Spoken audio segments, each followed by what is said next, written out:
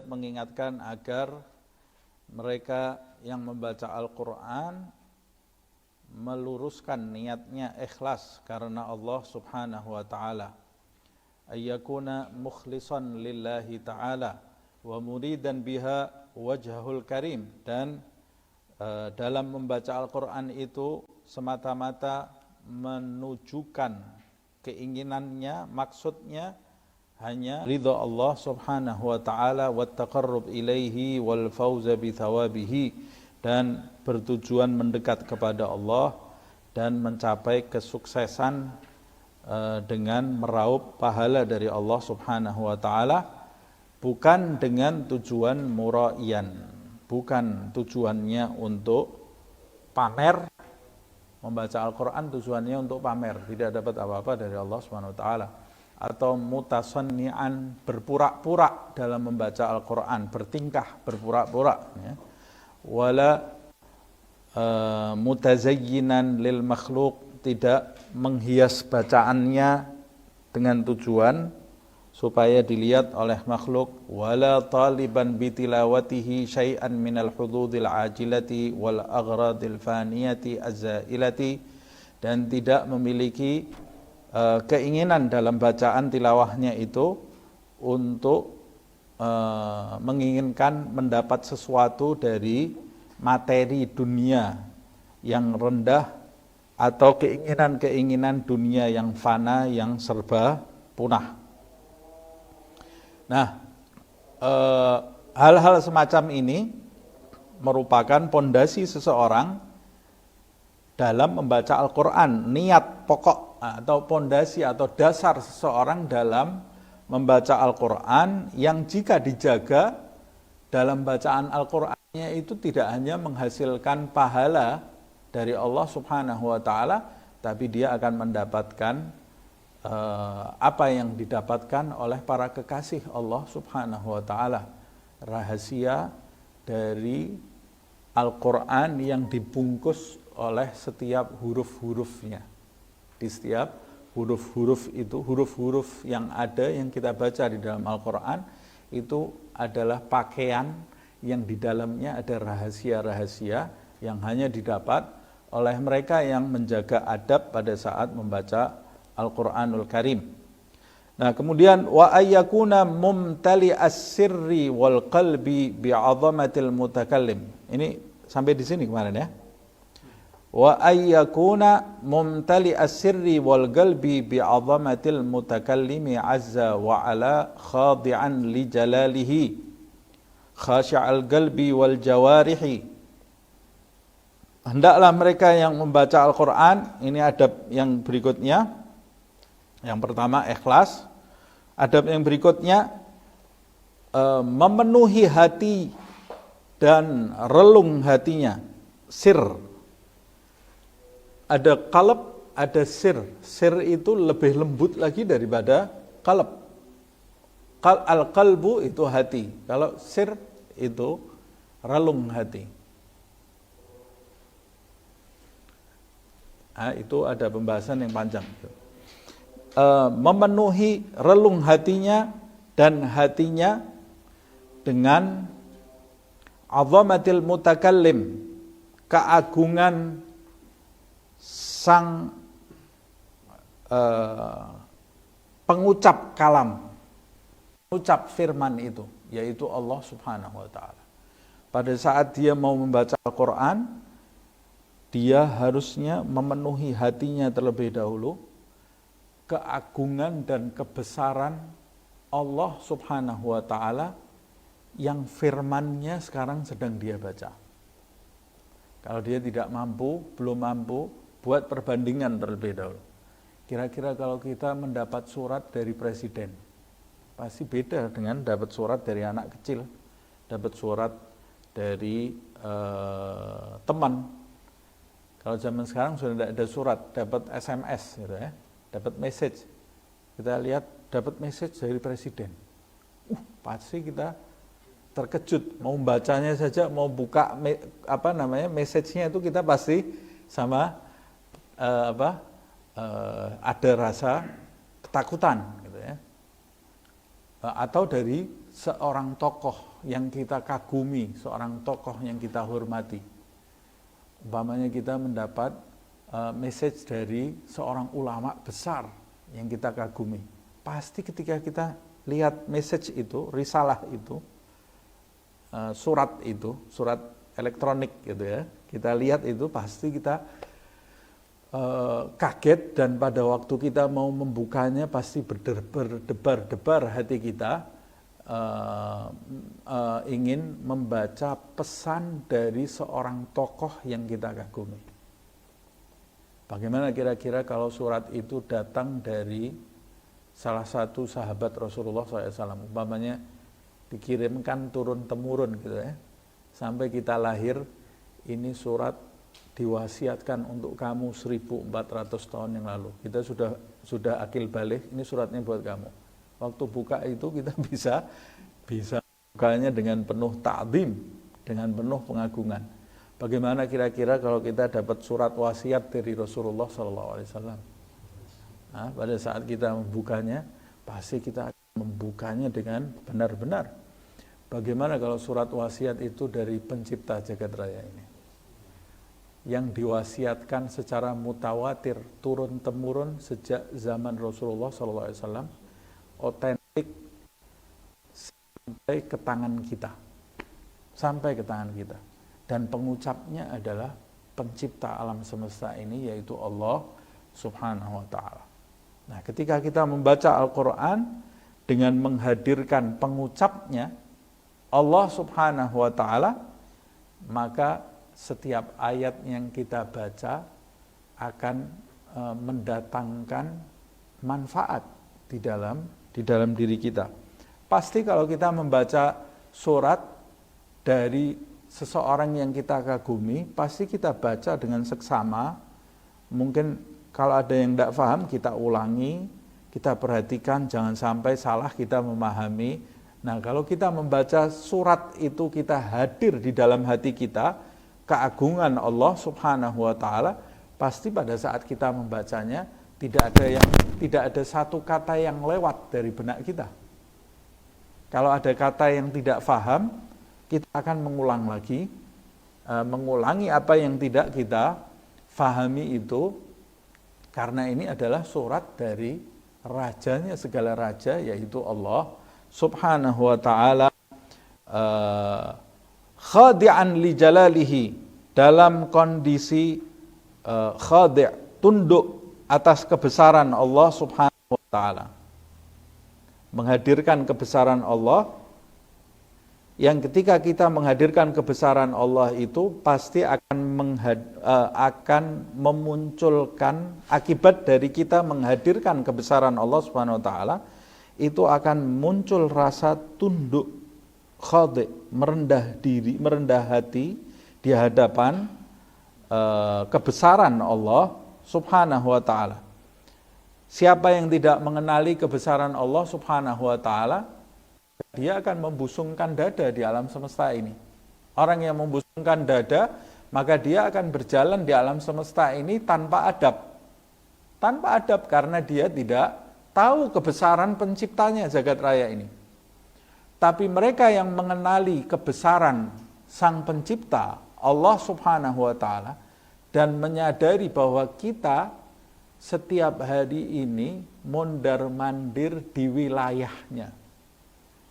Kita ini setiap hari jalan ke kanan, ke kiri, ke depan, ke belakang di kerajaan Allah Subhanahu wa Ta'ala. Pada saat kita menyadari itu, maka akan timbul kondisi di dalam diri kita merendah di hadapan Allah Subhanahu wa Ta'ala, yang itu akan tampak dalam gerak-gerik kita dan ucapan kita. Akan menjadi orang yang beradab di alam semesta ini. Tapi mereka yang tidak mengenali itu, ya sudah, mereka tidak menggubris apa yang keluar dari lisannya, mereka juga tidak akan meneliti apa yang mereka perbuat di hadapan Allah Subhanahu wa Ta'ala. Bahkan seakan-akan mereka ini sehari-harinya melakukan perbuatan, mengeluarkan ucapan seakan-akan mereka itu pemilik bumi ini. Mereka itu pemilik dirinya, pemilik rumahnya, pemilik kekayaannya, pemilik keluarganya. Padahal mereka itu tidak memiliki apa-apa di muka bumi. Manusia itu tidak punya apa-apa di muka bumi ini. Inna lillahi wa inna ilaihi raji'un. Semuanya milik Allah subhanahu wa ta'ala. Manusia itu pangkatnya dari Allah, nasabnya dari Allah, ilmunya dari Allah, hartanya dari Allah, keluarganya dari Allah, namanya dari Allah. Bukan cuma itu, wujud keberadaan dia di alam semesta ini dari Allah. Kalau bukan karena Allah, dia tidak ada di alam semesta ini. Hal ata 'alal insan hinum minad dahri lam yakun syai'an madhkura, kata Allah di surat Al-Insan. Manusia ini sudah sadar, apa sudah sampai berita kepada manusia itu bahwa suatu masa dia mengalami ketiadaan di alam semesta ini. Tidak ada yang kenal dia tidak ada, bapak ibunya juga tidak tahu kalau akan melahirkan dia. Allah yang memunculkan dia di alam semesta ini. Nah, kalau tidak sadar itu, ya dia akan keluar kata-kata tanpa berpikir. Tidak berpikir. Kita duduk di depan seorang tokoh yang kita kagumi. Pasti setiap kita bergerak, kita akan memperhatikan gerakan kita sendiri. Nah, karena kita tahu kebesaran orang yang di hadapan kita. Setiap kita akan mengucapkan satu kalimat, pasti sebelum kita ucapkan kita berpikir satu kali, dua kali. Ini pantas tidak saya ucapkan? Ini tepat atau tidak saya ucapkan? Kadang-kadang kita sudah berpikir 10 kali, lalu kesimpulannya kita mengurungkan niat kita untuk berbicara. Karena takut, tidak tahu ini tepat atau tidak. Di depan orang yang kita kagumi, tokoh yang kita kagumi, ulama yang kita kagumi, pasti kita lebih banyak diam daripada bicara. Bagaimana di hadapan Allah subhanahu wa ta'ala setiap saat, kita ini tidak menyadari itu. Nah, makanya sebagian ulama lihat ada orang tertawa terbahak-bahak, ditegur, kamu bisa tertawa? Bisa kamu tertawa? Kata dia, loh kenapa? Kalau ada yang lucu, saya tertawa terbahak-bahak. Kata dia, kamu tidak sadar kamu ini tertawa dilihat oleh siapa? Oleh Allah Subhanahu wa ta'ala. Karena dia ini 24 jam selalu hadir bersama Allah Subhanahu wa ta'ala. Beda kedudukan. Nah, makanya Nabi Muhammad SAW tidak pernah tertawa terbahak-bahak. Tawanya Nabi itu senyum. Tertawanya Nabi itu senyum. Nah, sekarang kita dapati semuanya dibuat lelucon. Semuanya dibuat lelucon. Tidak ada seriusan dalam hidup. Hal-hal yang terkait dengan agama pun bisa dibuat lelucon di zaman ini, sehingga tidak ada manusia ini, jarang kita dapati manusia yang disiplin penuh dengan adab, karena keyakinannya, ma'rifat di dalam dirinya itu sangat tipis. Semoga Allah subhanahu wa ta'ala mempertebal keyakinan kita dan mengaruniai kita adab kepada Allah subhanahu wa ta'ala yang menjadikan kita manusia yang tunduk di hadapan Allah subhanahu wa ta'ala. Khadi'an li jalalihi, khashya'al qalbi wal jawarih. Hati dan anggota badannya itu menjadi khasy', tenang, tunduk, tidak banyak bergerak, menjadi tenang, tunduk, tidak banyak tingkah, tidak melakukan hal yang sia-sia. Ketika dia membaca Al-Quran, tidak nengok kanan, nengok kiri. Baca Al-Quran, berhenti, baru 3 ayat berhenti, ngobrol. Tidak khusyuk ini orang yang membaca Al-Quran ya. Atau baca Al-Quran, sebelahnya ada HP, sama ngeliat HP-nya. Ada notifikasi masuk dan ini. Nah, Begitu notifikasi masuk, lihat Qurannya ditutup, dan jadi baca lagi. Nah, nanti Quran gampang, ini HP nomor 1 di dalam hidupnya. Nah, kalau dia penuh ta'zim, pengagungan kepada Allah Subhanahu wa taala, hatinya akan khusyuk, anggota badannya juga akan khusyuk. Ciri-cirinya orang khusyuk? Ciri-cirinya orang khusyuk itu tenang. Tidak banyak bergerak, tidak melakukan gerakan yang sia-sia. Itu ciri-ciri orang khusyuk. Kalau ciri-ciri orang yang tidak tenang, tidak khusyuk, ya sudah, garuk-garuk ke sana ke kiri. Nah, jadi kita perhatikan ya.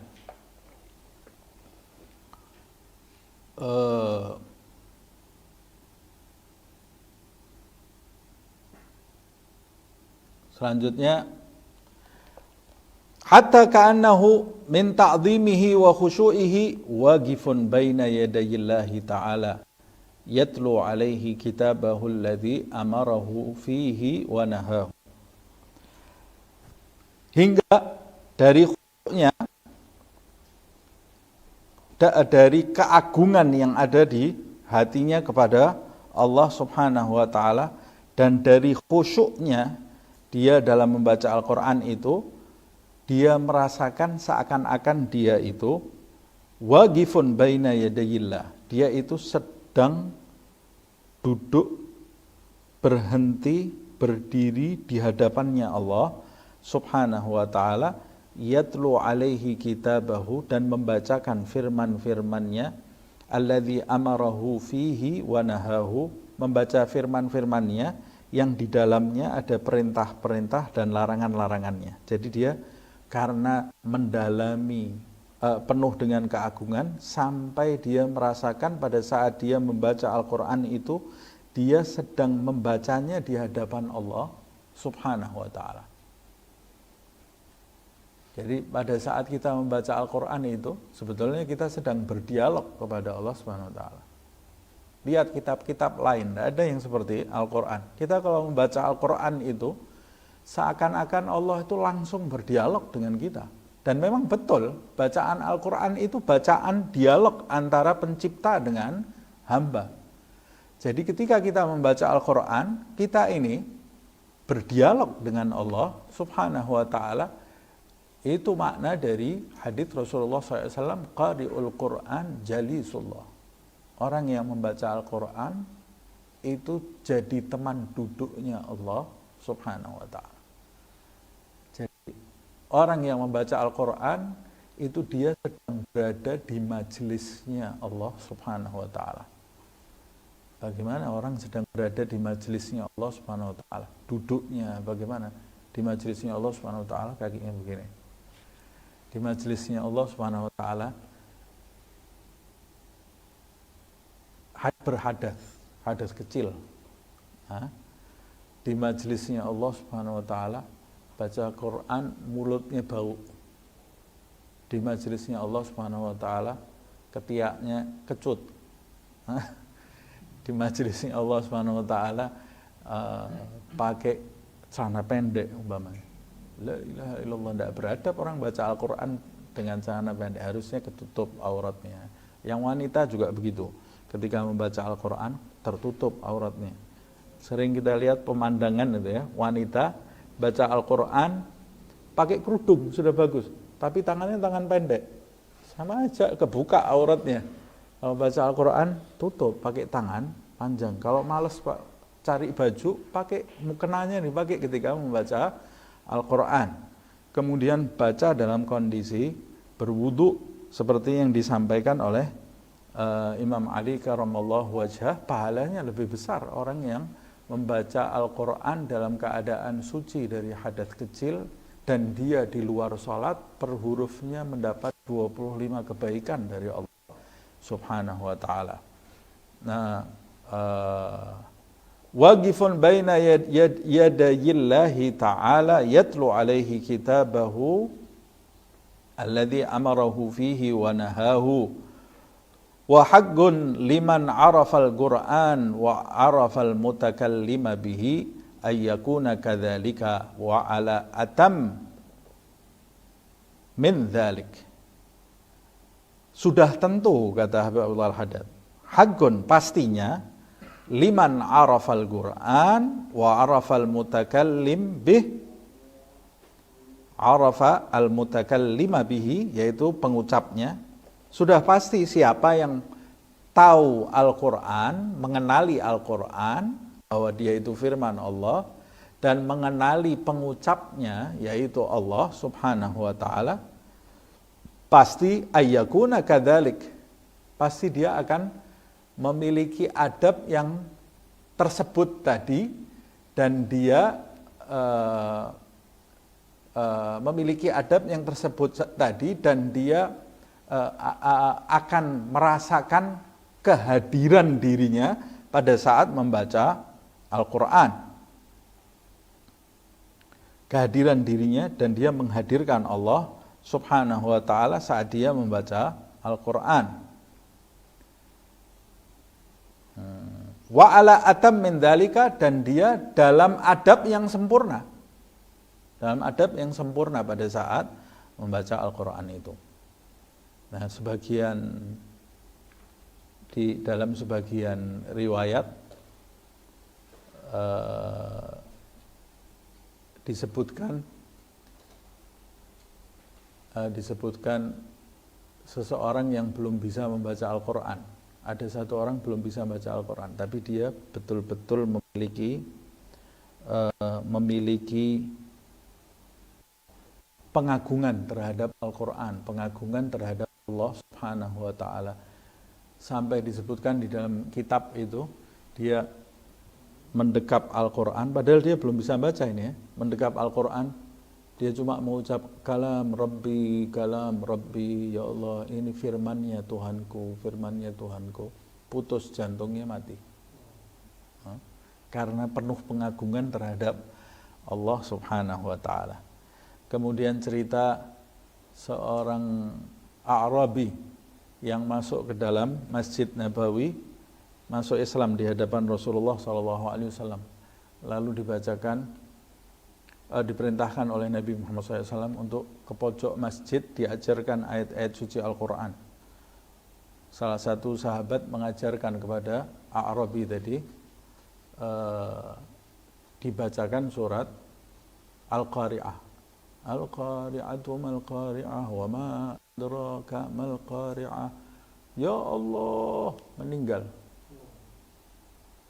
Teriak. Oh, bukan meninggal, dia meninggal cerita lain itu ya. Dia berteriak. Badui tadi berteriak, suaranya sampai terdengar di telinga Nabi Muhammad SAW dari pojok masjid. Kata Rasulullah SAW, faquhar rajul. Orang itu telah memahami agama, padahal baru masuk Islam. Dia faham agama. Belum tahu fikih, belum tahu wudhu, belum tahu sholat, cuma dengar surat Al-Qari'ah, tapi dia betul-betul meresapi apa yang dia baca, karena dia menghadirkan Allah subhanahu wa ta'ala. Nah, beliau Al-Habib Abdullah bin Al-Haddad mengatakan, kaifa, bagaimana orang tidak punya adab, bagaimana orang tidak mengagungkan pengucap Al-Quran itu, yaitu Allah subhanahu wa ta'ala. Bagaimana orang tidak merasakan kebesaran Allah subhanahu wa ta'ala. Bagaimana manusia tidak merendahkan hati di hadapan kebesaran Allah. Bagaimana hati dan anggota badan manusia itu tidak khusyuk. Kaifa, kata Habib Abdullah Al-Haddad.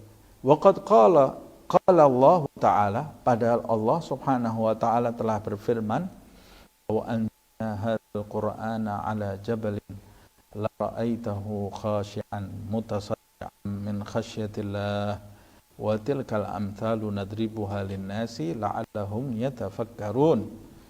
Padahal Allah subhanahu wa ta'ala telah menjelaskan di dalam firman-Nya, andai kata Al-Quran ini kami turunkan ke atas gunung, kata Allah, la ra'aitahu, maka kamu pasti akan melihat gunung itu, jika menerima Al-Quran, khasyi'an, dia akan menjadi tunduk, takut, mencekam, mutasaddian, dan terpecah-pecah, min khasyatillah, gunung itu akan terpecah-pecah karena rasa takutnya, tunduknya kepada kebesaran Allah Subhanahu wa ta'ala. Ini yang dibuat contoh oleh Allah adalah gunung. Gunung itu benda yang paling kuat di bumi ini adalah gunung. Yang paling kuat. Makanya sampai disebut pasak bumi kan, gunung itu ya. Begitu terjadi sesuatu pada gunung ini, bisa membuat perubahan dalam iklim di satu tempat. Bisa jadi tsunami, bisa jadi gunung batuk saja bisa jadi gempa. Cuma batuk saja gunung itu bisa jadi gempa karena dia itu pasaknya bumi. Yang dibuat contoh oleh Allah benda paling kuat di bumi ini yaitu gunung. Kalau gunung Al-Quran itu kami turunkan ke gunung, maka kamu pasti akan melihat gunung itu dalam keadaan tunduk, mencekam, dan terpecah-pecah karena takut kepada Allah Subhanahu wa ta'ala. Watilkal amthal, ini hanya permisalan, kata Allah Subhanahu wa ta'ala. Karena tadi disebut lau itu andai kata. Watilkal amthal, permisalan ini nadribuha linnas. Permisalan itu kami buat contoh untuk manusia, la'allahum yatafakkarun, agar manusia itu mau berpikir, mau merenung. Apa yang harus direnungi? Yang harus direnungi itu seperti yang diucapkan Habib Abdul Haddad. Fa'idha kana hakadha yakunu halul jabali ma'a jumudihi wa salabatihi. Jika kondisi gunung itu seperti itu, lau anzala alaihil Qur'an, jika kondisi gunung, jika diturunkan ke atasnya Al-Quran itu, seperti yang dijelaskan di dalam ayat, ma'a jumudihi wa salabatihi, padahal gunung itu bersama dengan kebekuan dan kerasnya gunung. Gunung itu jumud, padat, beku, wasalabah, keras gunung tadi, kuat, kokoh. Diturunkan Al-Quran bisa jadi pecah. Fakaifa yakunu halul insan ad-dha'if. Lalu bagaimana kondisinya manusia yang lemah, al-makhluk min ma' watin, yang hanya diciptakan dari air dan tanah. Gunung yang keras, beku, kuat, diturunkan Al-Quran di atasnya, hancur. Lalu bagaimana manusia yang terbuat dari tanah dan air, lemah, membaca Al-Quran, laula ghaflatil gulub wa ghaswatiha, kalau bukan karena kelalaian hatinya dan kerasnya hatinya, wa gillati ma'rifatiha bi'azamatillahi azza wa azzahu wa jalalahu, kalau bukan karena kelalaian hatinya, kerasnya hatinya, dan pengetahuannya yang sangat minim tentang keagungan dan kebesaran Allah Subhanahu wa ta'ala. Maksudnya, bagaimana manusia kok bisa tidak tunduk saat membaca Al-Quran? Gunung yang begitu keras, kuat, bisa pecah, bisa takut. Manusia lemah, terbuat dari tanah dan air, membaca Al-Quran tetap sombong. Membaca Al-Quran tetap tidak merasakan apa-apa. Membaca Al-Quran tidak punya ketundukan kepada Allah Subhanahu wa ta'ala. Lah kok bisa? Gunung bisa pecah yang kuat, manusia yang lemah membaca Al-Quran kok bisa tidak ada perubahan di dalam hidupnya. Tidak bertambah rasa khusyuknya, tidak bertambah adabnya di hadapan Allah Subhanahu wa ta'ala. Kata Habib Abdul Haddad, semua itu tiada lain karena kelalaian hati manusia tadi saat membaca Al-Quran. Hatinya lalai. Gunung itu bisa pecah karena dia kenal Allah. Dia tahu siapa Allah. Gunung itu bisa takut kalau Al-Quran diturunkan ke atasnya, karena dia tahu ini firmannya siapa, perintahnya siapa, larangannya siapa. Nah, manusia kalau dia membaca Al-Quran itu tidak menghadirkan kebesaran Allah subhanahu wa ta'ala, tidak menghadirkan ini ucapan siapa yang dia baca, maka bacaannya dia baca ya tidak menghasilkan perubahan apa-apa di dalam hidupnya. Ini contoh yang sangat luar biasa dari Habib Abdul Haddad ini ya. Nah, kita sendiri kan setiap hari insya Allah membaca Al-Quran. Ada yang sudah puas dengan membaca Al-Quran 1 juznya setiap hari. Puas dengan membaca Al-Quran 1 juz, wah saya setiap bulan hataman Al-Quran. Sudah puas sampai di situ aja kamu. Nah terus Al-Quran itu merubah hidup kamu enggak? Setiap bulan kamu hataman Al-Quran, atau setiap hari kamu baca 1 juz, setiap hari kamu baca setengah juz. Ustadz, saya cuma membaca 1 lembar. Oke, setiap hari kamu baca Al-Quran 1 lembar. Itu merubah hidup kamu atau tidak Al-Quran itu? Merubah bagaimana Ustadz? Kamu jadi tambah beradab enggak menjalani hidup ini? Kamu jadi tambah takut kepada Allah atau tidak? Kamu jadi bertambah berhati-hati saat berbicara? Kamu jadi bertambah berhati-hati saat bertindak? Oh, kok saya biasa-biasa saja? Berarti kamu belum mendapat manfaat bekas dari Al-Quran kamu. Hah? Belum dapat manfaat itu, kamu cuma ngejar target saja, ngejar target. Nah makanya kalau kita mau mendapatkan perubahan ke arah yang lebih baik melalui Al-Quran, ya kita harus meningkatkan kualitas bacaan Al-Quran kita, yaitu dengan cara menghadirkan kebesaran Allah subhanahu wa ta'ala. Sebab Al-Quran itu bisa tidak bermanfaat bagi sikap dan hati kita, tidak membekas di dalam hidup kita. Masalahnya, kata Habib Abdul Haddad, karena kita ini membaca dengan hati yang lalai, dengan hati yang keras.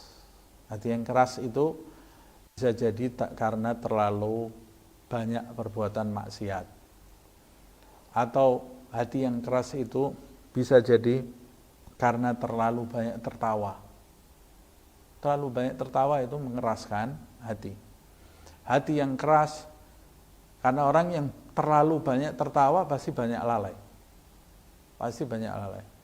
Hati yang keras itu bisa jadi karena terlalu banyak melakukan perbuatan sia-sia di dalam hidup.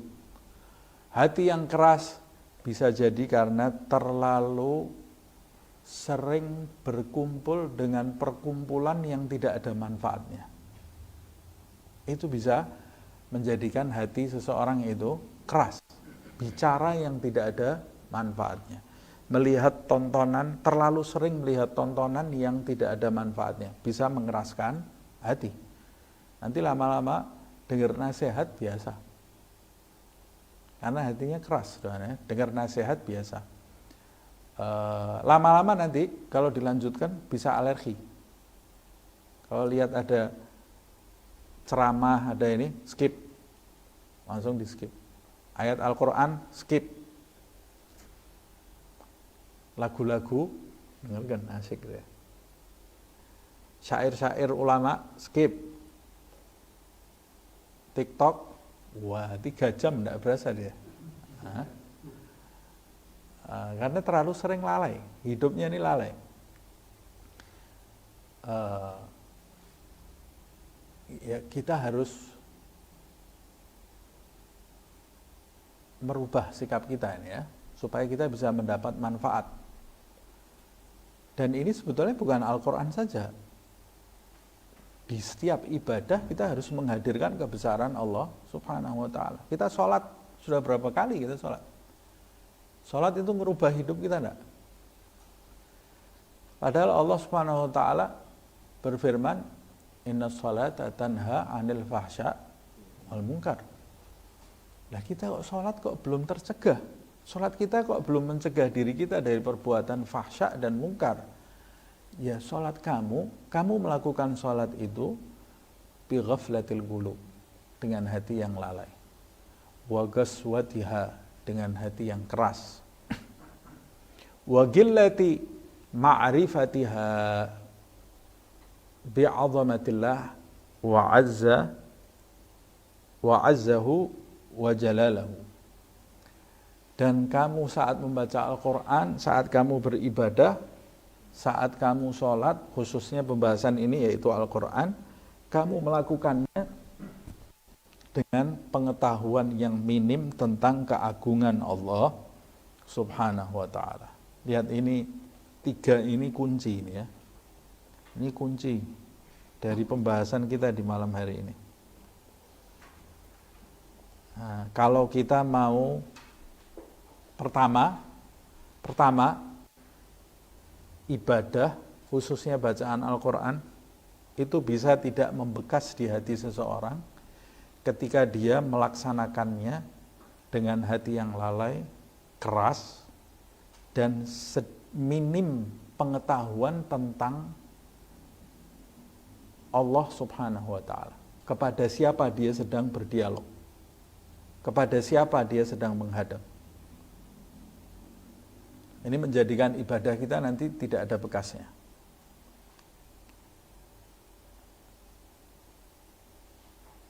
Nah, kelalaian hati itu timbul karena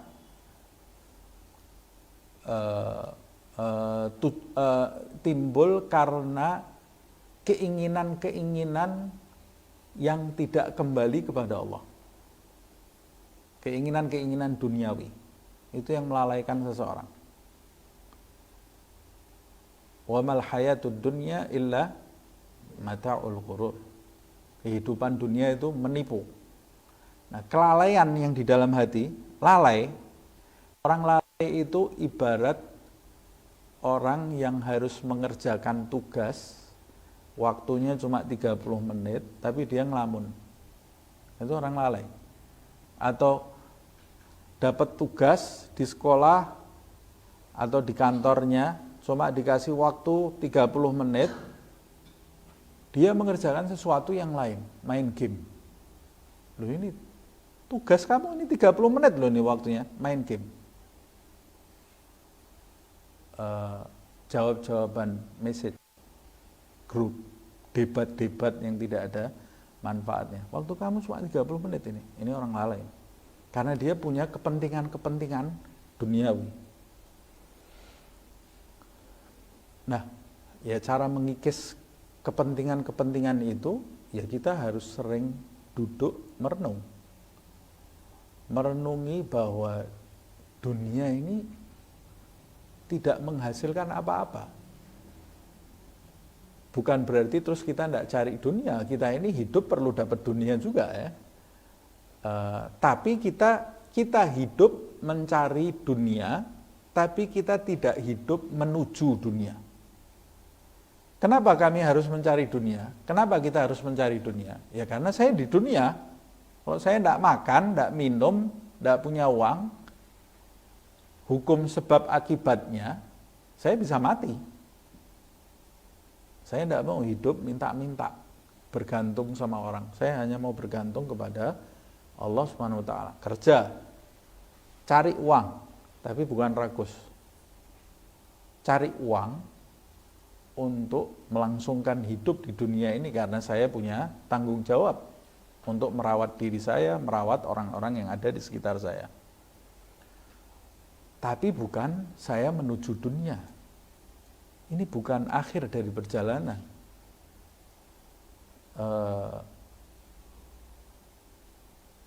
Sering merenung, dunia itu pasti akan hilang. pasti akan hilang. Kemudian dunia itu penuh ujian. Sering merenungi itu. Tidak enak dunia ini. Dunia ini penuh ujian. Materi yang kita dapat itu kita senangnya mungkin 1 hari 2 hari. Ada barang baru di rumah kita, gembiranya mungkin 1 hari 2 hari. Setelah itu beban, harus jaga, harus merhatikan, harus diservis barangnya itu ya. Rumah harus dicat, bocor, ditambal, listriknya belum bayar, harus cari uang, beban, ujian semuanya itu. Punya mobil harus mikirkan bensin, ganti oli, harus nyuci, harus bawa ke bengkel setiap 3 bulan, 4 bulan sekali. Berarti kan ujian itu kan, tidak enak. Enak sebetulnya. Jadi makanya Imam Ghazali mengatakan orang yang berbahagia di suatu hari karena dia mendapatkan materi dunia adalah orang yang dungu. Kata Imam Ghazali, dungu.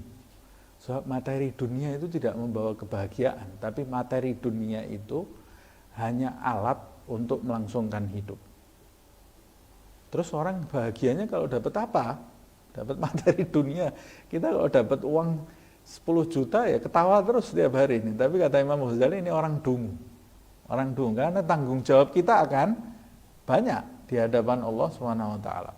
Terus kita senangnya kalau dapat apa wahai Imam Ghazali? Kata Imam Ghazali di dalam Bidayatul Hidayah, orang itu boleh bahagia kalau di suatu hari dia mendapat ilmu yang bermanfaat dan bisa mengamalkan di dalam kehidupan. Itu dia baru boleh bahagia. Sebab ilmu yang bermanfaat dan dia bisa menerapkan dalam kehidupan sehari-hari, itu yang nanti manfaat di kuburnya. Itu manfaat di kubur. Tapi dunia tanpa ilmu tidak ada manfaatnya. Atau dunia itu sendiri beban. Dan dunia itu, semua di dunia ini mengecewakan. Mengecewakan semuanya. Kita tidak mungkin pernah merasakan puas di dunia ini. Tidak ada barang, materi yang bisa menjadikan kita puas di dunia ini. Tidak ada. Tidak ada. Sesempurna-sempurnanya materi yang di dunia ini, pasti ada kekurangannya. Minimal dalam hati kecil kita, oh ini tidak bisa buat ini. Pasti ada kekurangannya. Sehebat-hebatnya materi di dunia ini, pasti ada kekurangannya.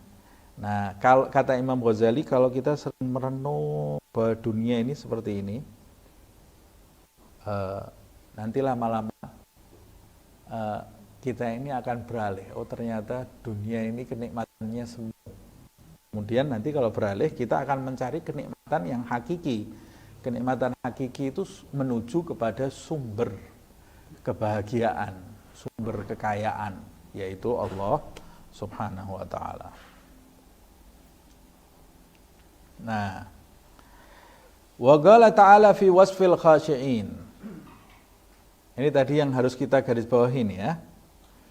Wa qala ta'ala fi wasfil khashi'in min ibadihi inda tilawati kitabihi. Allah Subhanahu wa ta'ala berfirman menyifati orang-orang yang khusyuk dari kalangan hambanya saat membaca Al-Quran, kitabnya. Bagaimana sikapnya orang-orang khusyuk saat membaca Al-Quran? Innal ladzina utul ilma min qablihi, sesungguhnya orang-orang yang sebelum ini mendapat ilmu, kata Allah Subhanahu wa ta'ala, idza tutla alaihim, jika ditilawahkan kepada mereka, jika dibacakan kepada mereka. Tilawah itu dari kata tala yatlu. Kalau yutla itu bentuk pasifnya ya. Kalau Indonesia yang ada DMMD ini ya. Idza yutla alaihim, jika dibacakan kepada mereka ayat-ayat, maksudnya ya, ayat-ayat Allah Subhanahu wa ta'ala, yakhirruna lil adqani sujada, mereka akan sujud, tersungkur sujud dengan dagu mereka, maksudnya dengan wajah. Karena dagu itu bagian yang langsung ke wajah, makanya yang disebut di sini adalah adqan. Mereka itu kalau dibacakan ayat-ayat Allah, ciri-cirinya orang yang khusyuk ketika dibacakan ayat-ayat Allah Subhanahu wa taala akan tersungkur wajah mereka sujud kepada Allah Subhanahu wa taala. Maksudnya sujud di sini adalah sujud yang sebenar-benarnya. Sujud yang sebenar-benarnya adalah sujud hatinya, yaitu tunduk tadi. Merasa rendah di hadapan Allah Subhanahu wa taala. Ya, ketika diperintahkan sujud, mereka betul-betul sujud. Sujud itu artinya penghambaan. Pada saat dibacakan ayat-ayat Allah Subhanahu wa taala, mereka ini lebih menghamba di hadapan Allah, menundukkan pandangannya di hadapan Allah Subhanahu wa taala karena kebesaran Allah Subhanahu wa taala. Itu ciri-cirinya orang-orang yang punya ilmu. Kalau tidak punya ilmu ya sudah, yang dimaksud ilmu di sini ilmu terhadap Allah, ilm billah. Bukan ilmu dapat secara teori, tapi ilmu hati, ilmu keyakinan kepada Allah Subhanahu wa taala. Nah, sujud yang sebenarnya adalah sujud hati. Kata seorang ulama kepada muridnya, berapa banyak manusia yang sujud fisiknya tetapi hatinya membangkang kepada Allah Subhanahu wa taala.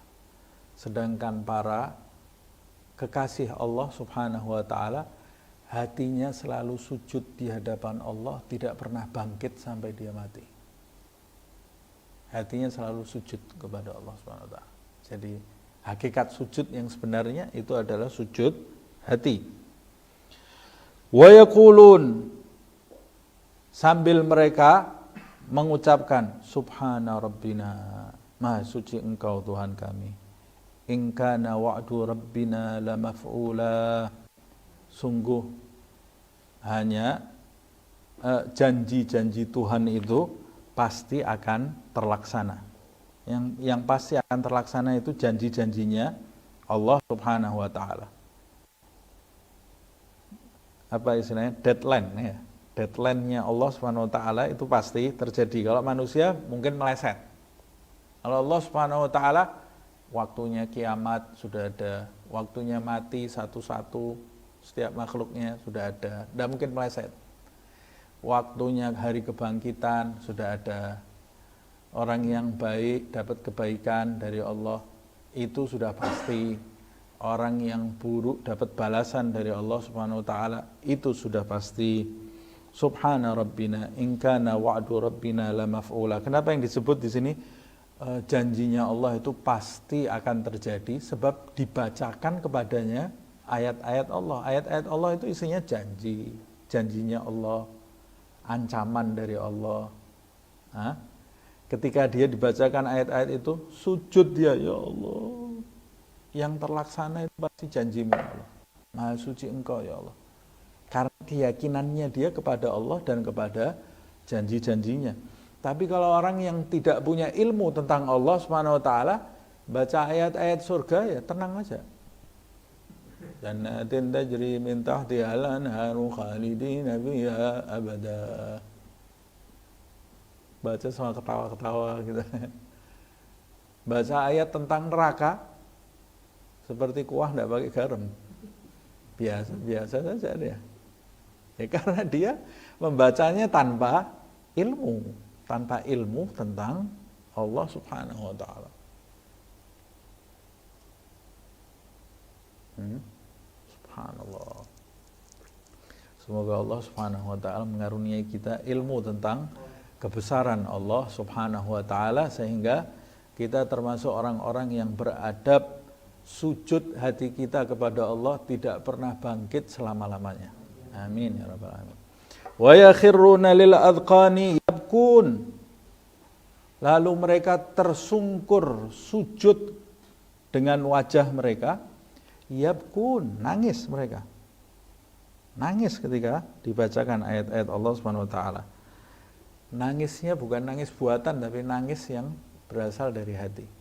Berapa banyak orang yang air matanya meleleh secara lahiriah tapi hatinya biasa-biasa saja.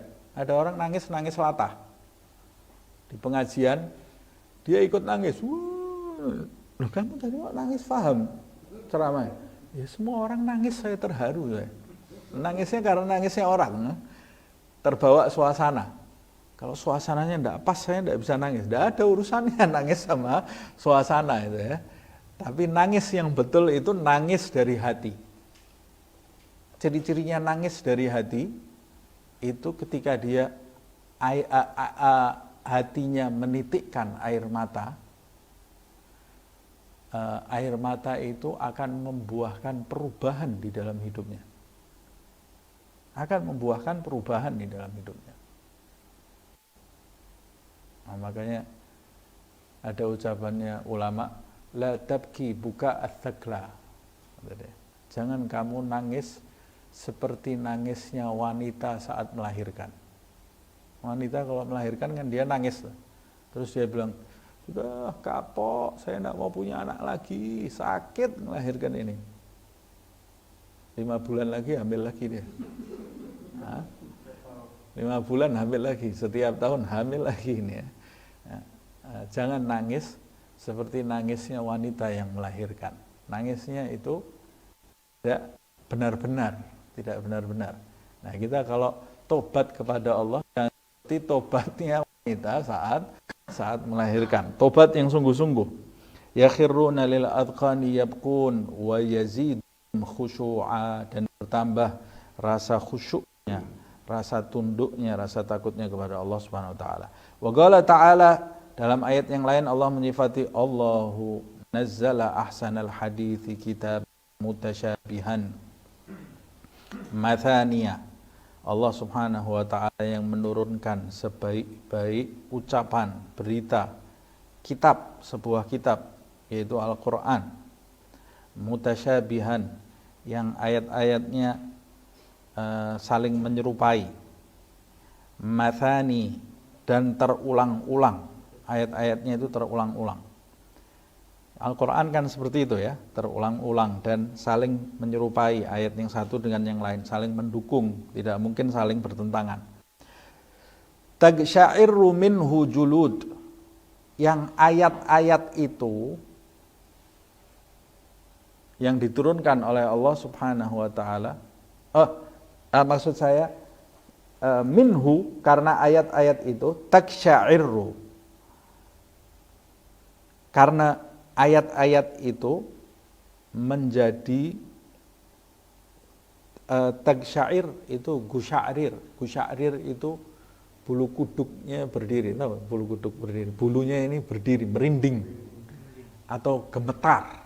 Bisa diartikan juga gemetar. Kulit, menjadikan kulit itu merinding. Bukan merinding kedinginan ini, merinding karena takut. Bulu kuduknya berdiri atau gemetar kulit-kulit. Tapi bukan semua kulit orang akan gemetar karena ayat-ayat Al-Quran. Kulitnya siapa ini yang bergetar? Juludul ladina yakhshawna rabbahum. Kulitnya orang-orang yang takut tunduk kepada Allah Subhanahu wa ta'ala. Disebut nama Allah, Allah dari dalam hatinya. Gemetar, gemuruh, rasa takut itu ada di dalam hatinya. Tagsya'irru julud minhu julud alladzina yakhshawna rabbahum thumma talinu juluduhum wa qulubuhum. Lalu setelah itu karena rasa takutnya menjadikan kulit dan hati mereka itu lumer, melunak, lumer ila dzikrillah. Menjadikan kulit dan hati mereka ini lumer selalu mengingat Allah Subhanahu wa ta'ala. Maksudnya lahiriah dan batiniahnya, hatinya ini selalu menyebut nama Allah Subhanahu wa ta'ala. Jadi zikirnya itu muncul karena rasa takut dan tunduk kepada Allah Subhanahu wa ta'ala. Jadi zikirnya juga akan bermanfaat. Rasa takutnya muncul karena apa? Karena dia tunduk kepada Allah Subhanahu wa ta'ala dan dibacakan ayat-ayat Allah Subhanahu wa ta'ala, lalu muncul penghambaan, kerendah hatian di hadapan Allah Subhanahu wa taala menjadikan hatinya selalu mengingat Allah Subhanahu wa taala.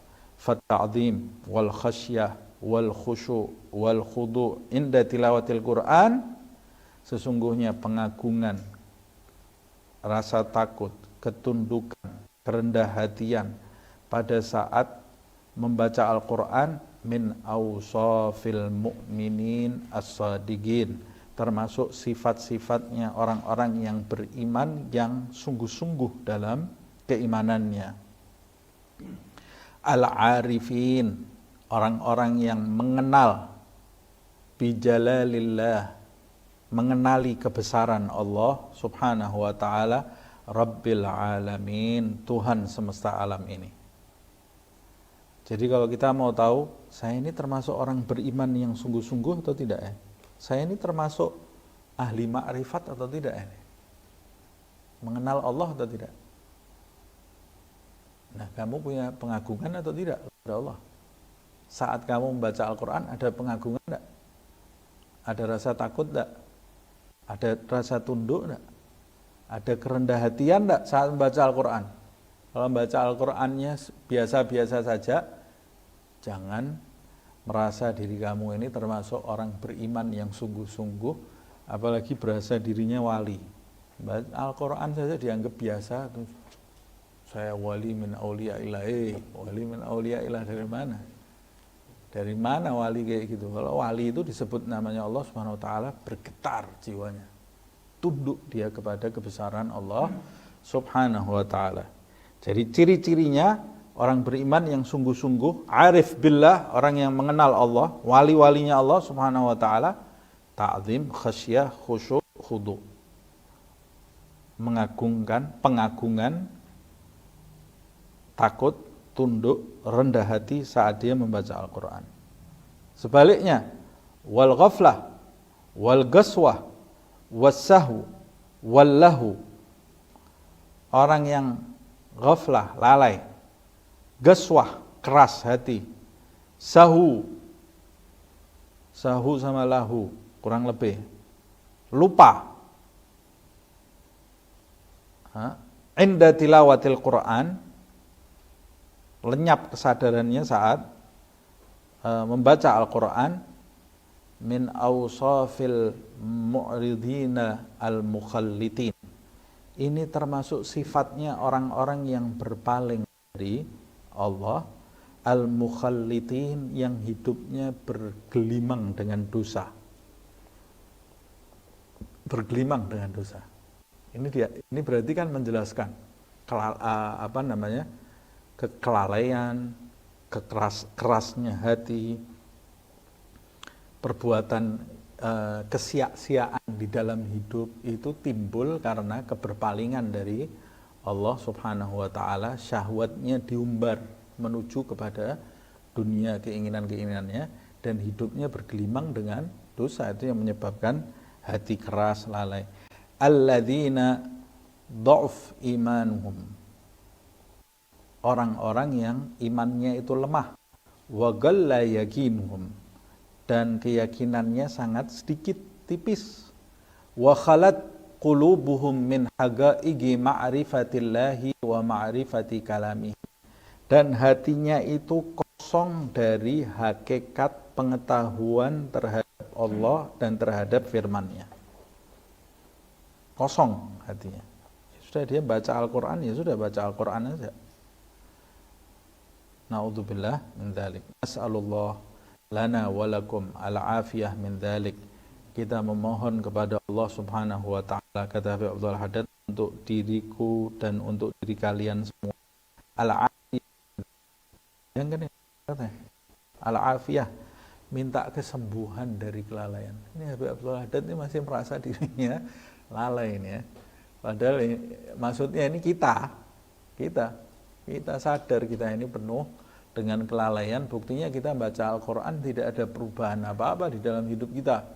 Kita melakukan sholat tidak juga berubah menjadi baik, karena hidup kita ini banyak memperturuti keinginan syahwat yang berpaling dari Allah Subhanahu wa taala, mukhallitin, bergumul dengan perbuatan maksiat, perbuatan dosa, sehingga hati kita ini kosong, sunyi dari pengagungan terhadap Allah dan terhadap firman Allah Subhanahu wa taala. Nas'alullah lana wa lakumul afiyah min dzalik wa min jami'i anwa'il bala wal mahalik, dan kita memohon kepada Allah Subhanahu wa taala agar Allah Subhanahu wa taala menyelamatkan kita, menyembuhkan kita dari segala macam bala bencana dan hal-hal yang bisa membinasakan lahir dan batin, dunia dan akhirat. Amin ya rabbal alamin. Ala hadhihi niyyah bisirril Fatihah.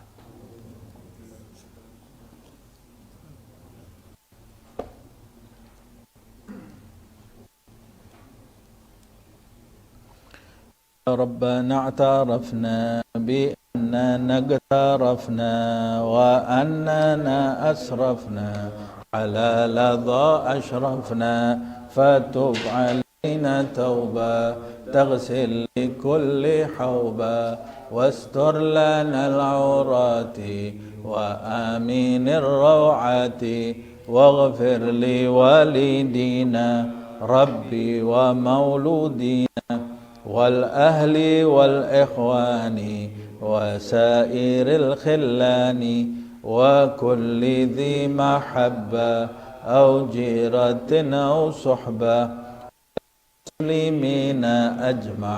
آمين. ربي اسمع فضلا وجودا منا لا باكتساب منا، بالمصطفى الرسول نحظى بكل سول، بالمصطفى الرسول نحظى بكل سول، بالمصطفى الرسول نحظى بكل سول.